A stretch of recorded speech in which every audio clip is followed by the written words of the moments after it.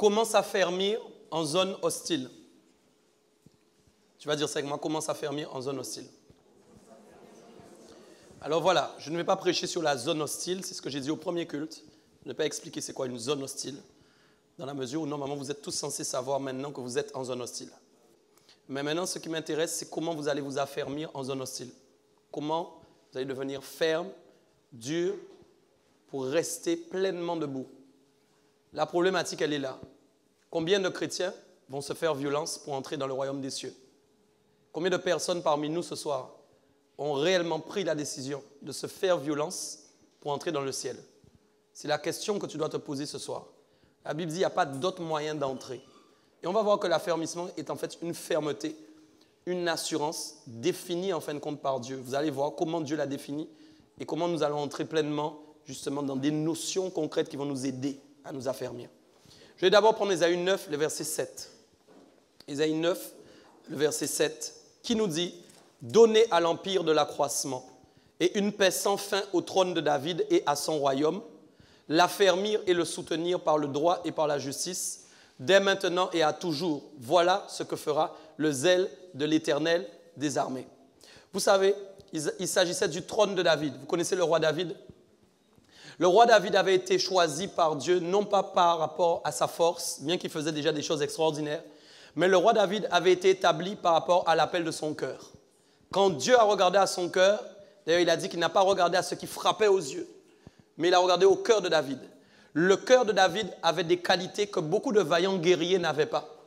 Dieu aurait pu regarder sur la terre et choisir le plus grand héros, le plus fort, le guerrier le plus fort, le plus affermi même, je vais employer le mot affermi, mais qui est affermi seulement physiquement. Ça ne suffit pas d'être affermi physiquement. Ce qui compte, c'est que vos cœurs soient affermis. Un cœur affermi tiendra la route dans le temps. Tu peux être très costaud, très musclé, très affermi, mais ne pas avoir un cœur affermi. Dis avec moi mon cœur. Ce qui compte plus que tout aujourd'hui, c'est que David a été choisi à cause de son cœur. Et il va dire quelque chose dans le texte. Dieu va prendre lui-même une décision. Il va dire qu'il va donner de l'accroissement à son trône, à sa royauté. Ça veut dire que quand le cœur d'un homme plaît à Dieu, quand le cœur d'un homme aime réellement Dieu, Dieu n'a qu'un désir, c'est de faire croître cette personne. Il n'y a pas dans le cœur de Dieu, ni dans la pensée de Dieu, l'idée de décroissance dans votre vie spirituelle. C'est pourquoi la croissance spirituelle est alliée à la fermeté spirituelle. Quelqu'un qui n'est pas en train de croître n'est pas en train de s'affermir. Vous devez donc veiller à votre croissance et voir où vous en êtes dans votre relation, par relation de cœur à cœur avec Dieu pour vérifier que vous êtes bien en train de croître. Je ne parle pas de la croissance des richesses. Je ne parle pas de la croissance simplement des dons spirituels, car les dons appartiennent à Dieu et ne nous appartiennent pas. Mais je suis en train de parler de la croissance de ta vocation, de la croissance de ton élection qui est en train de te préparer au retour de Jésus-Christ. Il va dire donc que le trône de David mérite de l'accroissement à cause du choix qu'il a fait par rapport à son cœur. Et il va dire une chose, je vais faire quoi? Je vais l'affermir. Dis avec moi, affermir. Je vais le soutenir. Dis avec moi, soutenir. Quand Dieu prend la décision d'affermir quelqu'un ou de le soutenir, personne ne pourra contrer cette personne. Personne ne pourra contrer cette personne. Personne ne peut s'opposer à Dieu, car Dieu est ferme. Je l'ai dit tout à l'heure, Dieu en lui n'a pas de mollesse. En Dieu, vous ne pouvez pas trouver de faiblesse. En Dieu, vous ne pouvez pas trouver de faille. En Dieu, vous ne pouvez pas trouver quelque chose que vous pourrez briser. Même la plus grande bombe nucléaire qui existe maintenant sur la terre ne peut pas défier Dieu. Donc si tu sais que tu te confies en ce Dieu-là, tu dois comprendre qu'il doit y avoir une insertion dans ta vie de la fermeté que Dieu a en lui-même. C'est pourquoi quand je me regarde, je ne regarde pas l'état de mon corps physique, mais il y a une force dans mon être intérieur qui peut ne pas correspondre à l'état de ma chair, mais qui me rend plus fort que quelqu'un qui est musclé. Quand Dieu prend la décision d'affermir et de soutenir, il y a la musculature, c'est bien ça, spirituelle, et le socle divin sur lequel le trône est posé. C'est pourquoi vous devez vous voir comme des rois et des reines, pas dans l'orgueil, mais comme un choix de Dieu qui vous baladez avec excellence. Et il y a un trône qui vous accompagne que Dieu a affermi. Mes amis, les plus grands miracles ont eu lieu dans les moments les plus difficiles. Vous pouvez parcourir la Bible. Vous ne verrez nullement écrit quelque part qu'ils étaient dans un petit jardin tranquillement, en train de jouer aux billes. Et puis il y a eu en fin de compte un miracle qui est tombé, ils ont été guéris. Non, vous verrez que Jésus était dans le désert, que c'est quand il avait soif, quand il avait faim, qu'il a été tenté. Vous verrez aussi que c'est à ce moment-là, dans les moments où on aurait pu dire qu'il ne peut pas avoir de répondant. Dis avec moi, Jésus répondant. Jésus a eu du répondant. C'était parole contre parole, voix contre voix. Mes amis, vous verrez que c'est quand ils étaient dans le désert que la caille est tombée du ciel. Vous verrez que c'est dans les moments les plus difficiles que les miracles ont eu lieu. C'est pourquoi j'ai dit, comment faire pour s'affermir en zone hostile? Alors que l'amour est en train de se refroidir, alors que les gens sont en train de se refroidir, alors que les gens sont en train de quoi? Comme maintenant un culte, on peut le regarder seulement en ligne. Ils sont en train de devenir mous. Ils sont en train de devenir mous. Le monde est en train de les rendre mous. Je suis en train de te parler ce soir. Ton cœur doit s'affermir dans les choses de Dieu. Vous verrez tout à l'heure que Dieu a mis en correspondance tout ce qui est excellent pour que nous puissions réussir au niveau de son affermissement. Son affermissement est puissant. Son affermissement est puissant. Écoute-moi bien. Regarde bien. Il dit donc il y a une chose, dès maintenant et à toujours. Voilà ce que fera le zèle de l'Éternel des armées. Dis avec moi toujours. Il y a une chose que Dieu a utilisée pour affermir et soutenir le trône de David. Ce n'est pas n'importe quoi. Dieu a utilisé son propre zèle pour le faire. Le zèle veut dire la jalousie. Il n'y a pas longtemps, il y a eu un message sur ça. Nous avons vu que nous ne devons pas exciter la jalousie du Seigneur. Quand Dieu vous regarde, il vous regarde comme étant ses enfants à qui vous appartenez. Il ne veut pas avoir en vous de partage, que ce soit au niveau de vos pensées, que ce soit sur le plan physique, que ce soit même avec votre mari ou votre épouse. Dieu doit avoir la première place dans vos cœurs. Dieu n'est pas un Dieu de partage. C'est pourquoi il a vu dans le cœur de David que David l'aimait profondément. Vous n'avez qu'à lire comment David s'est repenti quand il a péché une fois très gravement. Mais Dieu ne l'a pas abandonné parce que dans la relation qu'il y avait entre eux, mes amis, il y avait une réelle appartenance. Le cœur de David n'était pas séparé. Même quand il a péché, le cœur de David était entier pour Dieu. Ça peut vous choquer, mais je vous dis, même là, il a péché, il avait envie d'une chose, mais la chose dont il avait envie n'a jamais pris la place de Dieu. Mes amis, c'est pourquoi ça, je ne vais même pas entrer dans ça, ça, tout le monde ne va pas comprendre. Je veux dire, tu peux pécher sur certaines choses, mais sans que le péché ait la place de Dieu dans ton cœur. Et oui, mes amis, c'est la profonde... Bon, je ne sais même pas si je peux aller là. Tu peux pécher pour quelque chose, mais ne pas mettre cette chose à la première place dans ton cœur. C'est comme ça que David s'en est sorti. Eh ouais. Quand tu pêches, mais que tu mets le péché, que tu aimes ça plus que Dieu, là, il y a un problème. Mais c'est Dieu qui vient sonder ton cœur. C'est ce qui a sauvé David. C'était très grave ce qu'il avait fait. Mais il n'a jamais enlevé Dieu de son cœur. Jamais. Malgré qu'il a tué. Non, mes amis. Le gars a tué pour avoir une femme. Mais quand Dieu a regardé son cœur, il n'a pas vu qu'il n'était plus là. Il n'a pas vu cette femme à sa place. Je continue. Je dis, l'affermissement dépend de la façon dont vous allez être stable. De la façon dont vous allez décider de ne plus bouger. Parce que quelqu'un d'affermi ne bouge pas. C'est pourquoi j'ai dit, il arrive des temps maintenant où les gens doivent apprendre à rester calmes chez eux dans le silence et attendre la puissance de Dieu se manifester. C'est plus le temps pour vous d'être des gens qui courent à droite et à gauche parce qu'il y a une angoisse qui arrive. C'est pas parce qu'on va vous dire, il n'y aura plus à manger demain que vous devez courir comme des malades. Non, non, non. Parce qu'il y a en vous une puissance qui doit se manifester dans la zone hostile. Il y a en vous quelque chose à travers. Le problème, c'est que tout le monde n'a pas ce que je vais citer tout à l'heure. C'est pourquoi ma prière maintenant ce soir, c'est que vous receviez tout ce que je vais dire, tout ce que je vais citer. Car si vous avez ces choses en vous, vous allez réussir. Donc la fermeté est une stabilité. La fermeté est liée au fait de ne pas bouger. Il peut y avoir des angoisses, mais tu ne trembles pas. Tu ne trembles pas. Tu ne trembles pas. Ton Dieu ne tremble pas. Pourquoi tu veux trembler? Pourquoi tu veux trembler? Écoute-moi bien. Il dit 1 Chronique 28:7. Au moment où David maintenant va passer il va passer l'héritage à Salomon. Maintenant, c'est Salomon qui doit reprendre la relève. Il dit, j'affermirai pour toujours son royaume.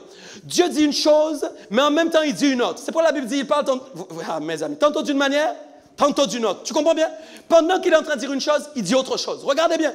Il dit, j'affermirai pour toujours son royaume. Tu es là?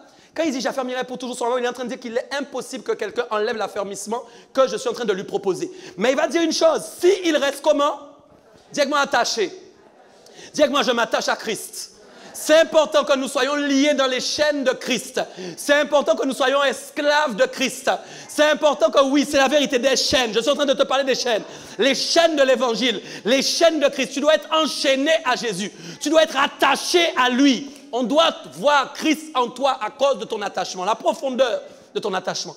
Il va dire, s'il reste attaché comme aujourd'hui à la pratique de mes commandements et de mes ordonnances. Ça veut dire qu'il a dit quand il a vu Salomon à ce moment-là.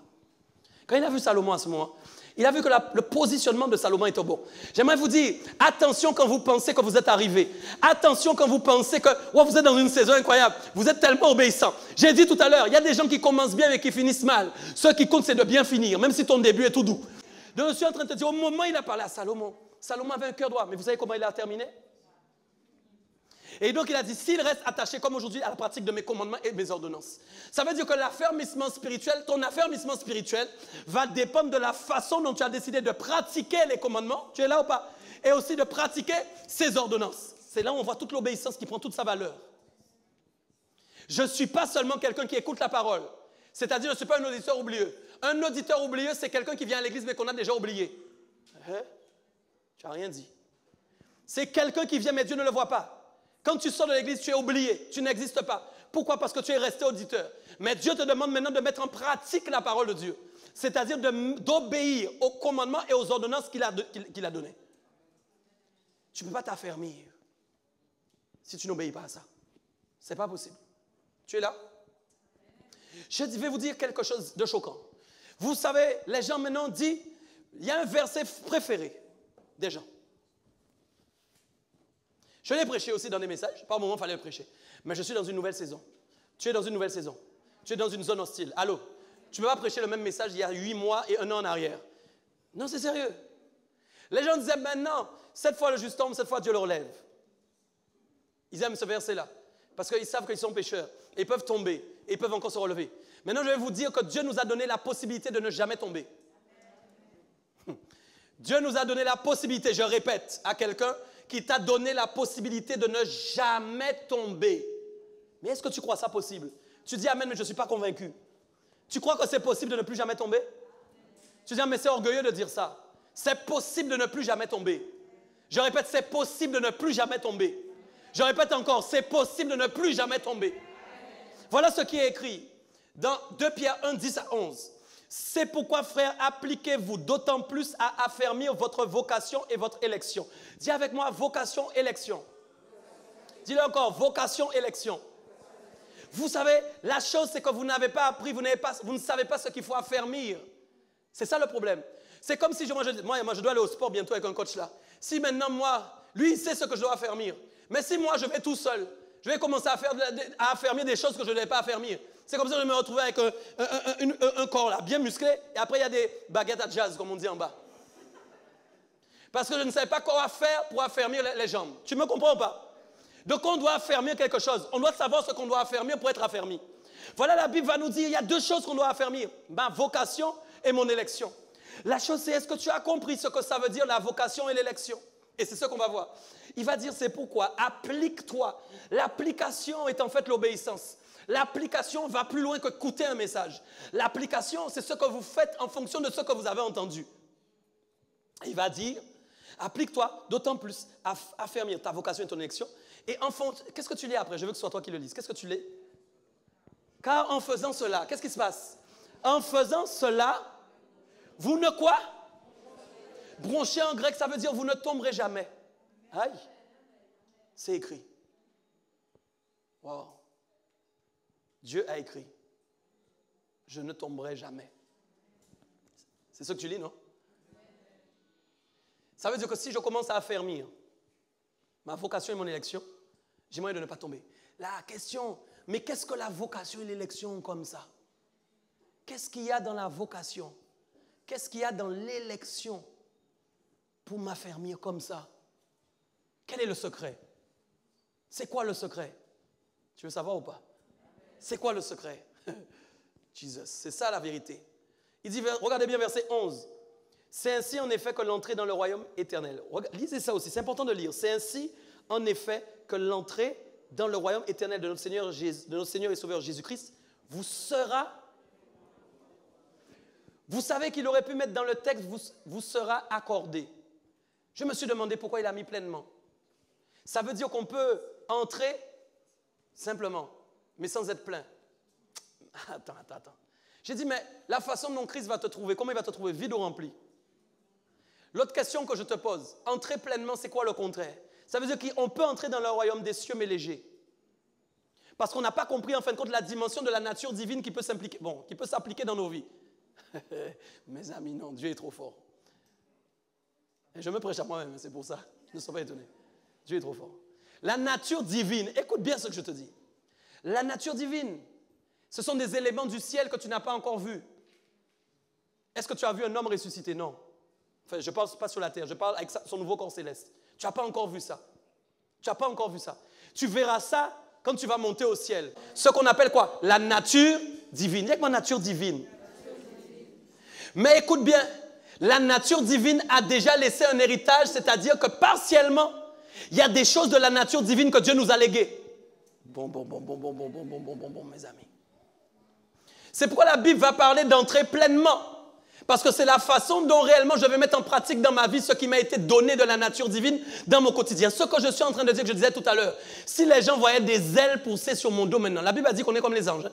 Donc je suppose que quand on aura la nature céleste, je ne serais pas étonné, moi j'ai déjà dit au Seigneur, je veux ça. Je rêve de voler, je rêve de voler, je rêve. J'ai toujours voulu voler. Mais si les ailes commencent à pousser sur mon dos maintenant, les gens vont dire, waouh, voici la nature divine. Mais tu ne verras pas ça. Parce que les éléments de la parole de Christ ne sont pas palpables sur la terre, mais ils sont réels dans ton cœur. Écoute, Dieu a mis en vous des choses qui sont liées à votre vocation et votre élection. C'est pourquoi vocation, ça veut dire appel. Et élection, mes amis, qu'est-ce que ça veut dire? Qu'est-ce que ça veut dire? L'élu, c'est le choix. Donc quand vous lisez vocation, élection, en réalité, vous lisez appel et choix. Sauf que beaucoup de chrétiens sont restés à l'appel, mais ne sont pas devenus les choix de Dieu. Aïe, aïe, aïe, aïe, aïe. C'est pourquoi la Bible dit qu'il y a beaucoup d'appelés, mais il y a peu... Il y a beaucoup de voués, tu comprends? Mais il y a peu de choisis. Ça parle mieux quand c'est comme ça. Donc la vocation est un appel déterminant que Dieu a fait un jour dans ta vie. Il a dit, maintenant je t'appelle. Tu dois venir maintenant dans mes bras d'amour. Est-ce que tu comprends? Mais les gens sont restés parfois à ce niveau. Ils ne sont pas allés dans l'élection. Pourquoi? Parce qu'ils n'ont pas saisi réellement ce que Dieu leur a légué. Quand tu commences à prendre conscience réellement de ce que Dieu t'a donné, tu comprends qui tu es. Et c'est là où tu comprends que tu n'es pas appelé à être mou. Bon, mes amis. Tu n'es pas appelé à être mou. Tu n'es pas appelé à être mou. Tu n'es pas appelé à tomber. Tu n'es pas appelé à tomber. Tu n'es pas appelé à tomber. Je vais répéter tant que tu ne dis pas amen. Tu n'es pas appelé à tomber. Tu comprends? Donc regarde bien. Il dit encore, c'est ainsi en effet que l'entrée va se faire. Donc l'entrée, je ne sais pas si tu as compris, c'est ainsi que l'entrée va se faire. Autrement dit, on ne peut pas entrer de n'importe quelle manière dans le royaume des cieux. Ce n'est pas juste parce qu'on a été prendre un petit bain dans l'eau. Non, non, non, ce n'est pas ça. On rentre affermé. Parce que le royaume dont tu es le citoyen est un royaume affermé. Vous devez être ferme. Ce n'est pas le temps d'être mou. Ce n'est pas le temps de trembler. Ce n'est pas le temps de se laisser. Vous savez, les mous sont comme des feuilles qui s'envolent au vent. Sauf que ça, ce n'est pas le vent de l'esprit. C'est le vent du diable, le prince de l'air, qui vous emmène n'importe où, là où vous ne devez pas être, qui donne des mauvaises mentalités, des mauvaises pensées, qui fait faire des mauvais choix, parce qu'il est en train d'influencer le monde pour que l'Église change, pour que l'Église ne fonctionne pas comme elle doit fonctionner. Qui es-tu maintenant? Je te parle à toi. Qui es-tu? C'est ainsi en effet que l'entrée dans le royaume éternel de notre Seigneur et Sauveur Jésus-Christ vous sera pleinement accordée. Je n'ai pas fini. Regarde bien ce qui est dit. Il y a quelque chose dans la phrase. Au verset 10, il dit, c'est pourquoi, frère, appliquez-vous d'autant plus. Le d'autant plus a de l'importance. Ça veut dire qu'autant plus, il y a eu une addition. Tu es d'accord avec moi? Ça veut dire qu'il y a quelque chose qu'il a dit avant, qui concerne ce qu'il a dit après, et qui va donner un résultat. Voilà ce que je veux dire. Dans 2 Pierre 1, 3 à 4, il va parler avant en amont. J'aime bien être à l'envers dans mes messages, on comprend mieux. Regardez bien quelque chose. 2 Pierre 1, 3 à 4, il dit, comme sa divine puissance nous a donné. Dis avec moi, sa divine puissance. Vous savez, vous êtes chrétien, mais ce n'est pas vrai, vous n'êtes pas chrétien. Vous dites, vous êtes chrétien, vous savez que vous n'êtes pas chrétien.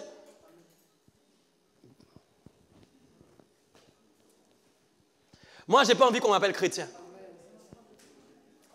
Les gens ont décidé d'appeler les gens qui suivaient Christ chrétiens. Mais dans cette ère-là, moi, je ne suis pas un chrétien. Parce qu'il y a trop de chrétiens. Il y a trop de chrétiens. Donc, quand tu dis je suis chrétien, tu m'as mis dans le même sac que tous les chrétiens. Qu'est-ce qui me différencie d'eux? Qu'est-ce qui me différencie de tous les chrétiens du monde? Qu'est-ce que j'ai reçu qu'eux, ils n'ont pas reçu? Alors, il dit maintenant, sa divine puissance nous a donné. Apparemment, la puissance de Dieu est divine. Ça veut dire qu'elle est surnaturelle. Nous ne sommes pas en train de parler d'une puissance humaine. Le monde est régi par des puissances humaines. Ils ont des choses qui leur permettent de dire « Je suis la nation la plus forte du monde. C'est moi. Les États-Unis, la Chine, nous sommes les plus forts. Pourquoi? Parce que nous avons ça, nous avons ça, nous avons ça et nous avons ça. Est-ce que nous sommes d'accord? Mais ce n'est pas une puissance divine. C'est une puissance humaine. Mais c'est pourquoi Dieu ne t'a pas donné une mitraillette. Dieu ne t'a pas donné un bazooka. Tu ne me comprends pas? Parce que Dieu t'a donné quelque chose d'invisible qui est plus fort que ce qui est visible. C'est pourquoi la Bible dit qu'il a donné sa divine puissance. Dis avec moi, donner, donner. Tu es venu et à partir du moment où il t'a appelé, il t'a donné sa puissance divine. Waouh. La chose qu'il y a, les gens mélangent. La puissance, ils pensent que c'est les dons spirituels. Ils pensent simplement que c'est les dons de guérison. Ça va au-delà de ça. Pourquoi? Aucun don spirituel ne peut affermir la vie de quelqu'un. Pourquoi? Parce que les dons spirituels ne sont pas pour toi, ils sont pour les autres. Là, tu commences à dire, oui, je ne sais pas, je guéris les malades, je suis affermi. Non, c'est pas vrai. Je chasse les démons, je suis affermi. Mais non. Le seul don qui est capable de t'affermir, c'est le don de parler en langue. Parce qu'il t'édifie toi-même. Mais si tu commences à croire que parce que tu manifestes des dons, la puissance en toi, tu n'as pas compris. Tu peux manifester des dons et être vide. Ça peut te choquer, mais c'est la vérité. J'ai dit donc, il a donné sa divine puissance. Mais je vais arriver. Elle nous a donné quoi? Tu peux me dire, tout ce qui contribue. La contribution, c'est une estimation. La contribution, ça veut dire qu'il y a quelque chose que j'ai déjà, qu'on rajoute et qui va contribuer à amener une solution. OK? Donc, quand il dit il a donné sa divine puissance, c'est-à-dire une puissance céleste, une puissance divine, apparemment, il dit elle va contribuer à quoi? Vous pouvez me dire? À deux choses, à la vie et à la piété. Vie qui veut dire la vie, non pas la respiration, mais une vie spirituelle. C'est-à-dire que tout ce qui était mort en toi prend vie à cause de la divine puissance qu'il t'a donnée. Deuxièmement, regardez bien, il va donner le moyen d'obtenir quoi? Ça veut dire en piété, veut dire en grec révérer. Révérer, honorer, il y a un attachement aussi avec l'adoration. Suis-moi bien. Je suis en train de te dire, tu peux avec ton intelligence vouloir révérer Dieu, mais tu n'y arriveras pas. Tu commenceras à y arriver quand tu comprendras que Dieu a mis une intégration. Il a intégré dans sa divine puissance quelque chose qui vient en toi et qui t'apprend à le révérer. C'est pourquoi les gens qui ne sont pas morts à eux-mêmes, les gens qui ne sont pas morts à eux-mêmes, qui ne sont pas aplatis, qui ne sont pas couchés, ce que Dieu a intégré dans sa divine puissance qui en eux ne se manifeste pas. Pourquoi? Parce qu'ils veulent faire les choses avec l'intelligence. C'est-à-dire, je peux lire la Bible et je lis qu'il faut révérer Dieu. Moi, je veux révérer Dieu. Ça va au-delà de ça, tu n'arriveras pas. C'est pourquoi dans le ciel, la Bible dit que les 24 vieillards déposent leur couronne. Pourquoi? Parce que les 24 vieillards vivent à cause de Dieu qui les a créés. Eux, ils ne sont jamais allés sur la terre. Ils ne sont pas influencés par la chair. La vie des 24 vieillards est seulement influencée par la vie que Dieu leur a donnée. Comprends bien. Donc, tout ce qu'ils font est inné dans leur... Tout ce qu'ils font est inné dans leur manière de le faire. C'est le naturel divin. C'est naturel pour eux de le faire comme ça. Ils ne peuvent pas le faire autrement parce que c'est comme ça qu'ils ont été créés. Je suis en train de dire que quand Dieu dépose sa nature divine en toi, sa puissance divine, tu commences à faire des choses innées, des choses naturellement que tu n'étais pas capable de faire parce qu'il a déposé en toi le naturel divin qui te permet de faire des choses que sans lui, tu n'aurais pas pu faire. Tu n'aurais pas pu. Tu n'aurais pas pu le faire. Si j'adore Dieu comme je l'adore là, vous avez vu les chants? C'était que des chants inspirés. Je ne peux pas faire ça s'il n'y a pas la puissance divine en moi qui m'inspire pour le faire. Je ne sais pas ce qu'il est bon de dire. Je ne sais pas ce qu'il est bon de chanter. Mais quand lui, la puissance divine commence à se manifester en moi, parce que je suis mort et que j'éteins mon esprit, j'accepte d'éteindre mon intelligence pour que lui prenne le contrôle. Alors il peut manifester sa gloire. Beaucoup d'entre vous, vous ne connaissez pas ça parce que vous avez trop le contrôle de la bécane. Vous ne lâchez pas le volant. Vous ne lâchez pas. Vous ne voulez pas lâcher. Vous voulez pas lâcher. Vous venez, mais vous ne voulez pas lâcher. Ce n'est pas vrai. Vous venez, mais vous ne lâchez pas. Vous ne lâchez pas. On ne peut pas vivre des choses grandes avec Dieu si on ne lâche pas. Ce n'est pas possible. Ce n'est pas possible. C'est pas possible. C'est dans les situations d'inconfort qu'on va vivre des grandes choses avec Dieu. Écoute, je n'ai pas fini. Il dit donc, sa divine puissance nous a donné tout ce qui contribue à la vie, à la piété. Maintenant, il va dire au moyen. Dis-moi au moyen. Il y a un moyen. Il y a un moyen. Il y a un moyen de le vivre. Il y a un moyen que tu le vives. Tu m'as compris? Il y a un moyen. La Bible dit au moyen de quoi? De la connaissance de celui qui nous a appelés par sa propre gloire et par sa vertu. Donc la connaissance de celui qui nous a appelés, Jésus. Ça veut dire que quand nous parlons de divine puissance, nous sommes en train de dire que vous ne pouvez pas vous affermir si vous ne connaissez pas Jésus. Les gens vont dire, mais nous connaissons le Seigneur depuis que nous l'avons reçu. Ça ne veut rien dire. Tu sais que tu peux connaître quelqu'un que de nom, mais ne pas le connaître. Il est en train de dire, maintenant tu dois le connaître. Pourquoi? Il t'a appelé comment? Tu peux me dire, par sa propre gloire et par sa vertu. Dans le mot gloire en grec, on trouve la notion de jugement. Dans le mot vertu, on trouve vertueuse, on trouve la dimension de l'excellence. Ce qui veut dire que Dieu... Je suis en train de casser des choses, je te dis. Quand Jésus t'a appelé, les gens ont dit, pasteur, ils ont dit, Jésus m'a appelé simplement pour laver mes péchés. Ils ont dit, les gens, c'est ce qu'on va dire, c'est la vérité. Jésus nous a appelés pour laver mes péchés. Ils vont dire, Jésus m'a appelé pour me repentir, pour changer de vie. Ça, c'est appel. Dis avec moi, appel. Pourquoi tu veux rester là? Pourquoi tu veux rester là? Il y a une suite.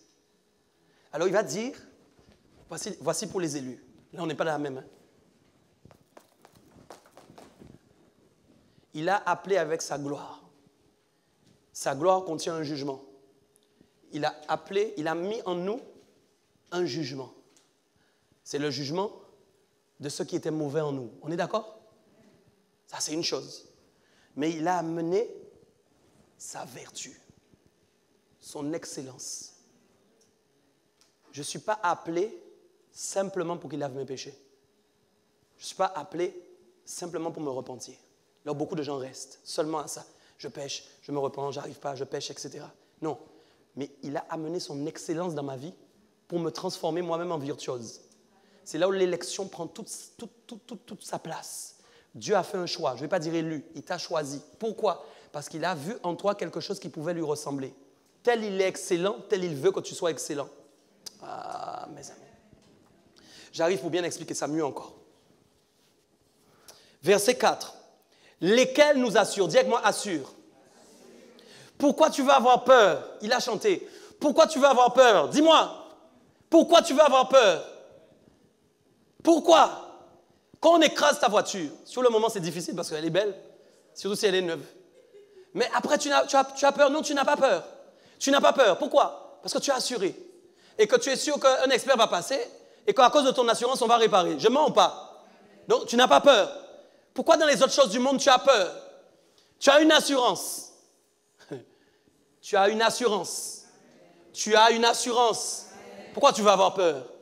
Il dit, lesquels? Lesquels c'est quoi? Sa gloire, sa vertu, la connaissance de Christ.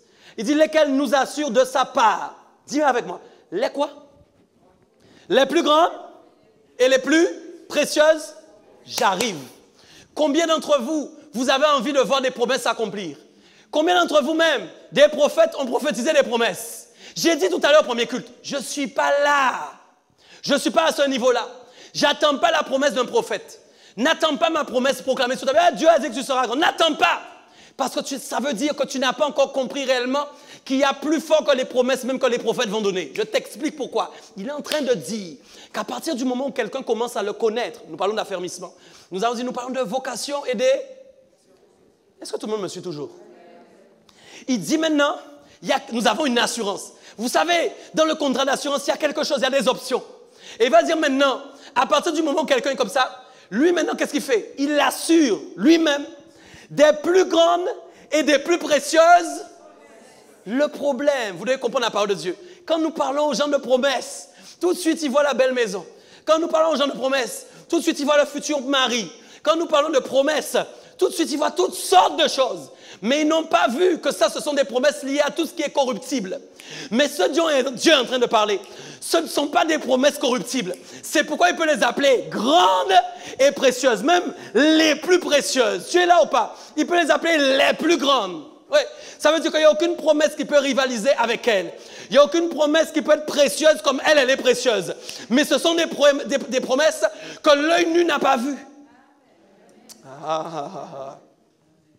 Ce sont des promesses que vous ne voyez pas comme ça, mais qui sont réelles dans votre vie. Alors il va dire, regardez bien, il nous assure des plus grandes promesses. Ça veut dire que je n'attends pas la promesse qui est décrétée sur ma vie parce que je sais ce que j'ai reçu. C'est pourquoi je suis ferme. Oh, on est en train de casser un truc. Wow, je vous dis c'est sérieux. Regardez bien la doctrine. Quand maintenant on a prêché aux gens que maintenant Dieu leur fera des promesses qui seront bénies. C'est pas vrai? Mais qu'on ne leur a pas appris ce que je suis en train de vous dire là. On a occulté de leur pensée le fait qu'il y a des promesses invisibles qui sont plus grandes que les promesses qu'on prophétise sur elles dans le monde naturel. Ce qui fait qu'elles ne peuvent pas s'affermir. Pourquoi? Quand on est attaché, Saint-Esprit, quand on est attaché aux promesses visibles, ce sont des promesses corruptibles. Parce qu'il n'y a aucune promesse, même si elle se réalise sur la terre de votre vivant, quand vous allez mourir, que vous allez ramener au ciel. Ce qui veut dire que si vous êtes attaché seulement à ces promesses-là, qu'est-ce qui se passe? Vous n'êtes pas en train de vous affermir. C'est pourquoi vous devez vivre en vous disant que oui, vous avez. C'est ce qu'on appelle le contentement. C'est pourquoi vous devez vivre dans la dimension du contentement. Ça veut dire, j'ai, tant mieux, j'ai pas, c'est pas grave. C'est la même chose. Tu as compris ce que je suis en train de te dire? Tu as compris ce que je suis en train de te dire? Pourquoi? Mais pourquoi tu penses comme ça veut dire que tu as déjà compris que tu as des promesses qui sont plus grandes que la voiture qu'on va te donner. Ça veut dire que tu... Aïe, aïe, aïe. Le problème, combien d'entre nous vivons comme ça? Combien vivons comme ça? C'est la question. Combien? Donc, c'est très puissant ce texte. Écoutez ça. Afin que, par elle, vous deveniez quoi? Dis avec moi, participant. J'ai dit quelque chose, j'ai fait un jeu tout à l'heure. Je disais, mais s'il y a une voiture, vous savez, à Descrènes, ils mettent les belles voitures. Vous vous rappelez? Ils mettent des belles voitures, ils mettent toujours une boîte. Moi, je ne gagne jamais. Pourtant, je mets avec foi, on ticket. J'ai déjà dit, c'est ma voiture, ça ne marche pas. C'est pour ça que tu peux avoir la foi, mais Dieu fait ce qu'il veut. Pas parce que Dieu a dit que tout ce que vous demandez avec foi, là, vous l'aurez. Ça ne veut rien dire. Dieu reste Dieu. J'ai dit, mais maintenant, si je veux gagner, je dois participer. Si je ne mets pas le coupon dedans, je ne peux pas gagner. Donc si je décide de passer là, je ne mets pas de coupon, je dis je vais gagner, mais je ne vais jamais gagner. C'est pourquoi on parle qu'il y a des participants et qu'il y a des gens qui sont des non-participants. Et si les deux là sont participants, mais vous que vous n'êtes pas participants, admettons, voilà ce qui est dit. Afin que par elles, quoi, les promesses, vous deveniez participants. Donc les promesses, j'ai bien dit, amènent la participation des gens. Ça veut dire que tant que tu n'avais pas compris que tu avais des promesses précieuses, plus grandes que tout ce qu'on peut te pointer sur la terre, tu ne peux pas être participant. Tu as compris? Tout le monde ne participe pas à tous les jeux. Il y a des gens qu'on sélectionne. Et donc, il va dire, vous allez devenir participant de quoi? De quoi? Pourquoi il n'a pas dit la nature charnelle? Tu crois qu'il parle à des morts ou à des vivants là? S'il te plaît, réponds-moi. Réponds-moi bien. Est-ce qu'il parle à des morts, des décédés ou des vivants? Ah bon. J'ai moyen d'être participant de la nature divine. La nature divine, c'est en fait le corps céleste, la dimension divine céleste que je vais avoir.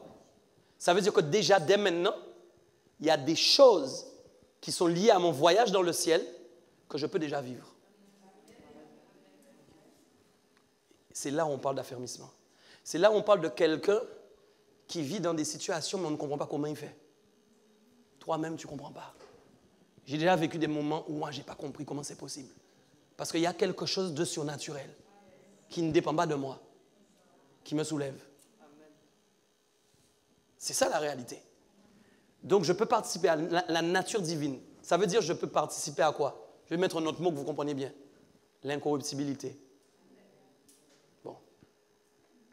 Si je dis une voiture, je vais donner un exemple, les gens doivent comprendre. Si je dis une voiture, c'est corruptible, non? Pourquoi? Vous savez que ça va pourrir, c'est très clair.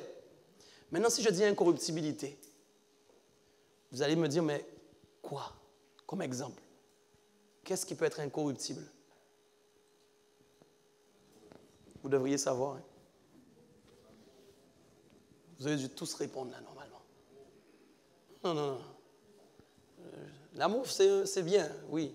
C'est la chose la plus importante. Mais il y a une chose incorruptible en vous. Déjà. Votre âme. C'est pourquoi quand on parle d'affermissement, on ne peut pas parler de musculature physique. Mais on parle là. L'intérieur. Est-ce que quelqu'un est en train de m'écouter? On parle de l'intérieur. Tout homme sur la terre, sauvé ou pas, son âme va quelque part. On met le corps dans le cercueil, la chair pourrit, pas de souci, mais l'âme, même le plus grand croque-mort, il ne peut pas toucher. Il ne peut rien faire. Dieu a mis une séparation entre l'homme et lui au niveau de sa création surnaturelle. Quand Dieu prend Adam, il souffle dans ses narines, il dit, il est devenu quoi? Une âme vivante. Premier Adam. L'autre dimension, nous serons un esprit. D'accord, on commence à parler. Personne ne peut toucher à ça. C'est juste une question de destination. Donc ça veut dire que si j'ai déjà quelque chose d'incorruptible, quand Dieu dit « j'ai donné ma divine puissance », c'est parce que ce qui est incorruptible doit être traité, doit être affermi. C'est pourquoi beaucoup de gens ont des problèmes, mais parce qu'ils ne traitent pas l'intérieur. Allô? Vous ne traitez pas l'intérieur. L'intérieur. L'intérieur. Regardez bien, donc, afin que vous deveniez participant de la nature divine, en faisant quoi? Vous savez que tout ce que je viens de dire, je vous le confie, on n'a pas la parole. Vous lisez quoi? En fuyant la corruption qui existe dans le monde par... Tout ce qui est corruptible est lié à la convoitise. La Bible nous enseigne que la corruption existe comment dans le monde? Par la convoitise. Ça veut dire que tout ce qui est corruptible est convoité. Voilà le problème même des enfants de Dieu. Pourquoi? Parce que si jamais vous êtes plus attaché aux choses corruptibles qu'aux choses incorruptibles, parce que vous n'arrivez pas à les palper. Il est plus facile de toucher des choses corruptibles que des choses incorruptibles. C'est la vérité. C'est la vérité. On met là un rang de voiture, un rang de maison, je ne sais pas, un rang de bijoux, tout ce que vous voulez, j'en sais rien moi. Peu importe. Même une place de chef d'entreprise, peu importe, je ne sais pas. Mais c'est des choses que vous pouvez toucher. Les choses incorruptibles, on ne touche pas à tout. Ce n'est pas tout le temps palpable tout de suite.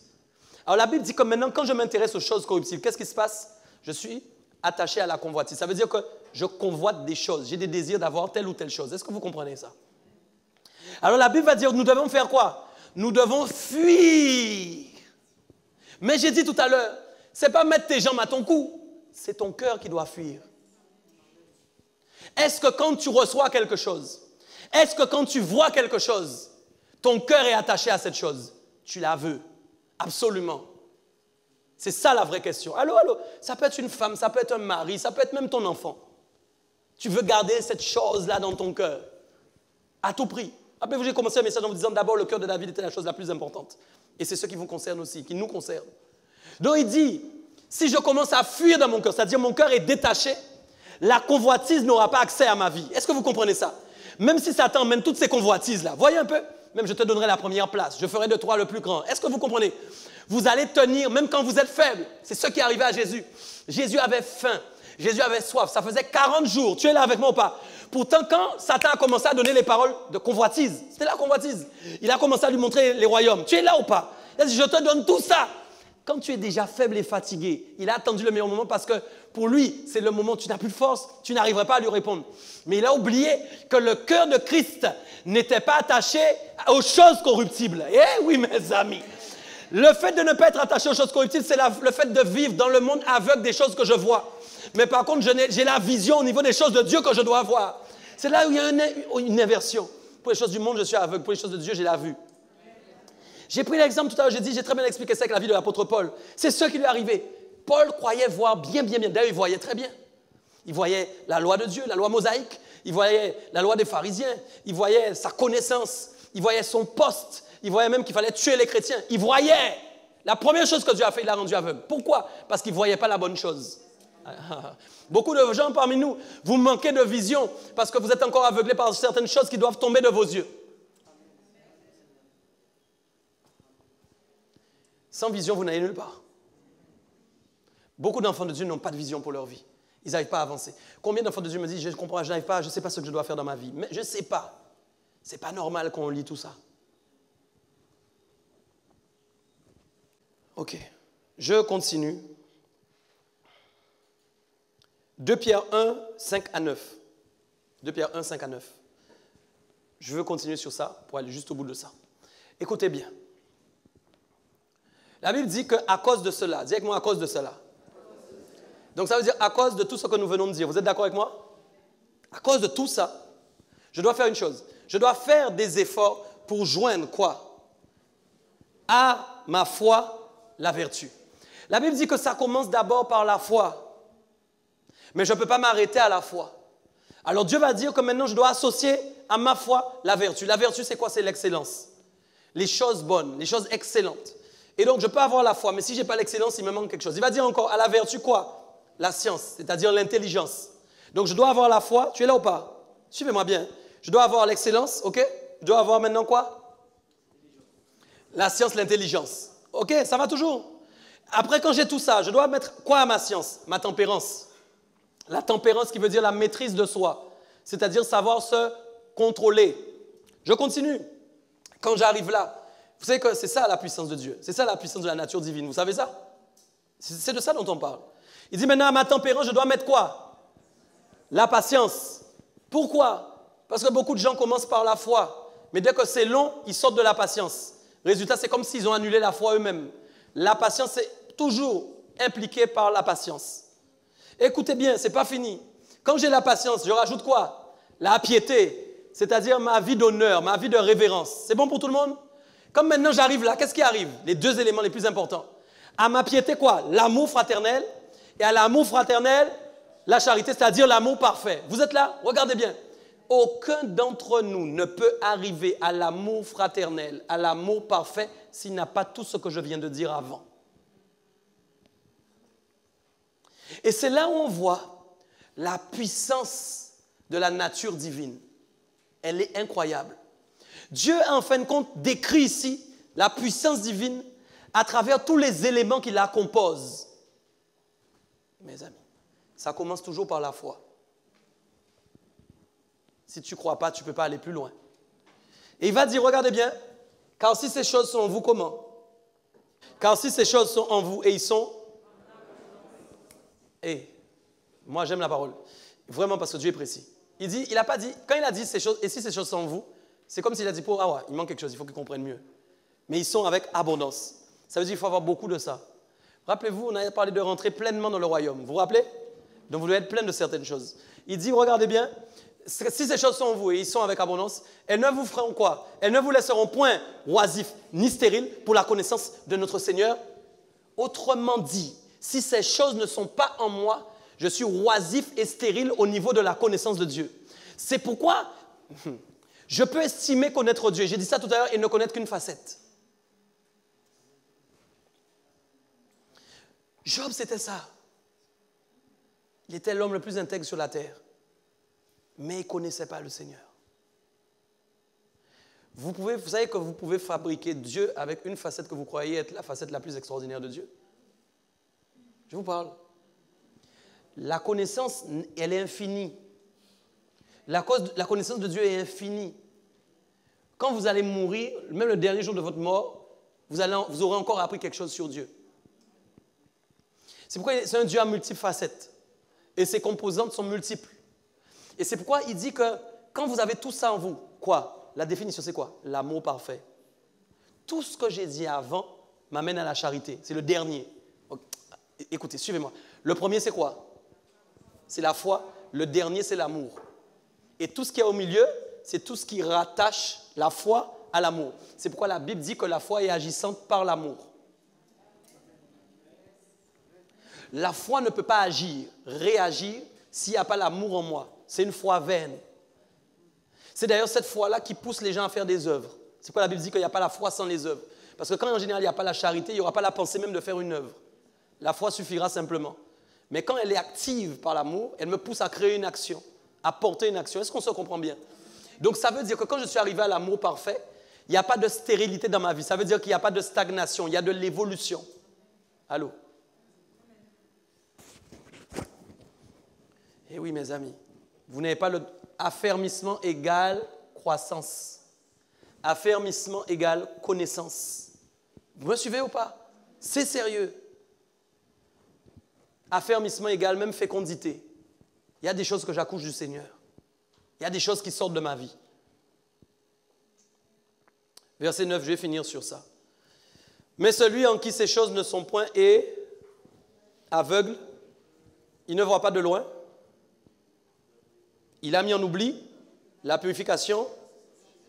C'est chaud. Je dois expliquer cette dernière phrase. C'est chaud.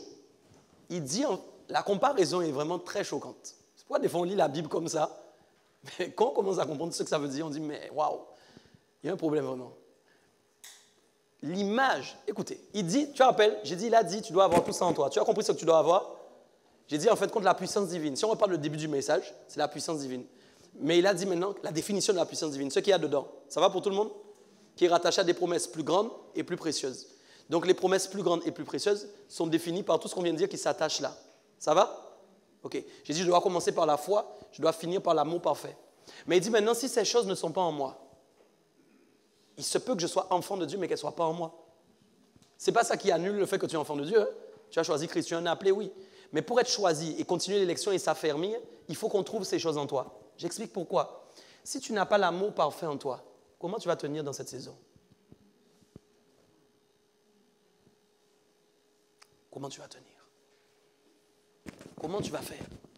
Plein de gens, même avant, si tu n'as pas l'amour parfait, comment tu tiens? Alors regardez bien. Il dit maintenant, celui qui n'a pas ces choses, et comment il est? Aveugle. Un aveugle ne voit pas. Un aveugle n'a pas de vision. C'est pourquoi quand Dieu nous donne une vision, on peut avoir une idée qu'il y a quelque chose en nous. Quand on n'a pas de vision, on doit rentrer chez soi ce soir, mettre ses genoux par terre et dire « Seigneur, j'ai entendu ton message. » S'accaparer la parole et dire « Tu as dit, tu m'as donné une puissance divine. Je la reçois ce soir dans ma vie. » À partir de ce jour, tout ce qui a été fait pour empêcher à ta puissance divine de se manifester dans ma vie, qui m'ont rendu vide et aveugle, cesse à partir d'aujourd'hui, maintenant, à partir d'aujourd'hui au nom de Jésus. Je ne suis pas appelé à être aveugle, je suis appelé à voir loin.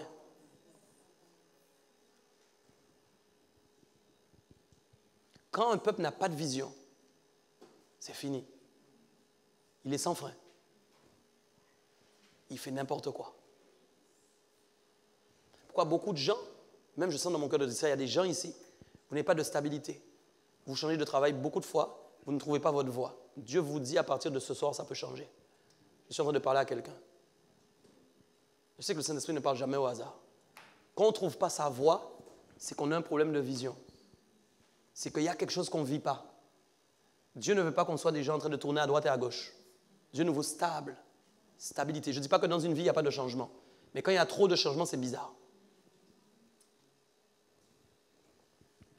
Ok, c'est pas fini. Donc, mais celui en qui ces choses ne sont point est aveugle, il ne voit pas de loin. Voilà le plus chaud. Lis la dernière phrase. Il a mis en oubli la purification.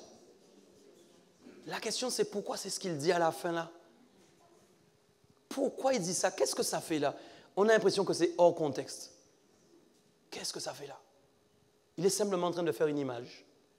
Il est en train de dire à partir du moment où ces choses ne sont pas en vous, que vous êtes aveugle, que vous n'avez pas de vision, il y a une autre chose qui arrive, l'amnésie spirituelle. On oublie ce que Dieu a fait pour nous. C'est pourquoi il y a beaucoup de chrétiens qui se plaignent parce qu'ils disent que Christ est en eux et ils ne comprennent pas leur vie. Ils n'avancent pas, ils ne comprennent pas, ils ne trouvent pas. Et qu'est-ce qui se passe? Plus on pense comme ça, plus on devient amnésique de ce que Dieu a déjà fait pour nous. Pourquoi? Pour reconnaître que Dieu a fait quelque chose pour toi. Il faut que tu vives dans ses promesses. Comment reconnaître que Dieu existe dans ma vie si je ne peux pas dire quelle promesse il a accomplie en moi?